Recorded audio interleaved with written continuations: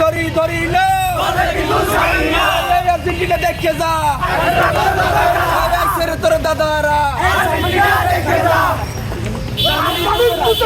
জার্মানির পুতেরা হুশিয়ার সাবধান জার্মানির বাচ্চারা আর্জেন্টিনার গুন্ডারা ধরি ধরি ধরি না ধরলে কিন্তু ছাড়ি না আর্জেন্টিনা দেখে যা ছেড়ে তোর দাদারা ধরি ধরি ধরি না আর্জেন্টিনার গুন্ডারা হুশিয়ার সাবধান ধরি ধরি ধরি না ধরলে কিন্তু ছাড়বো না।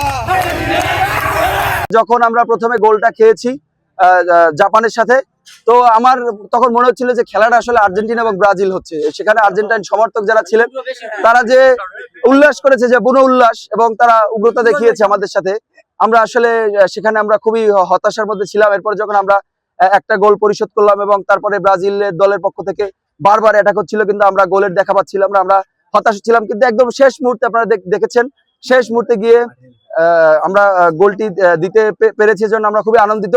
আসলে এই আনন্দের বহিঃপ্রকাশই আসলে মিছিল দিলাম, এটা আসলে আনন্দের জন্য, মজার জন্য, এটা আসলে তেমন কিছু না। যারা আর্জেন্টাইন সমর্থক তারা আমাদের বন্ধু, যদিও তারা আমাদেরকে অনেক জ্বালায়, তাদের অনেক কটু কথা আমাদের সহ্য করতে হয়। বিশেষ করে তারা জার্মানিকে তাদের পিতৃ সমতুল্য দল মনে করে এবং সেই দলের উদাহরণ দিয়ে আমাদেরকে তারা বিভিন্ন সময় কটু কথা বলে। আসলে প্রত্যেকটা দলের সমর্থকই চায় যে তার দল বিশ্বকাপ জিতুক, আমাদেরও সেটি ব্যতিক্রম নয়। আমরা চাচ্ছি আমাদের দল বিশ্বকাপ জিতুক। আর্জেন্টিনা ওই যে তারা আমাদেরকে কোণঠাসা করে রেখেছিল এবং আমাদেরকে ইনসাল্ট করেছে এবং আমাদেরকে মানসিকভাবে নির্যাতন করেছে, সেখানে বসে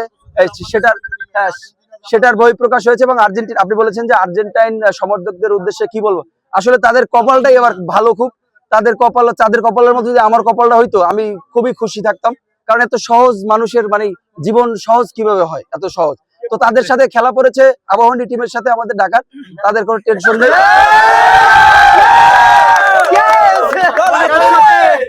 আর্জেন্টিনা জিতবে, আর্জেন্টিনা জিতবে, অবশ্যই জিতবে। আর্জেন্টিনার জন্য শুভকামনা রইলো। আমরা সে ধরনের সমর্থক না, আমরা তাদের সমর্থন দেবো এবং আমরা তাদের পাশে থাকবো। সবাইকে ধন্যবাদ।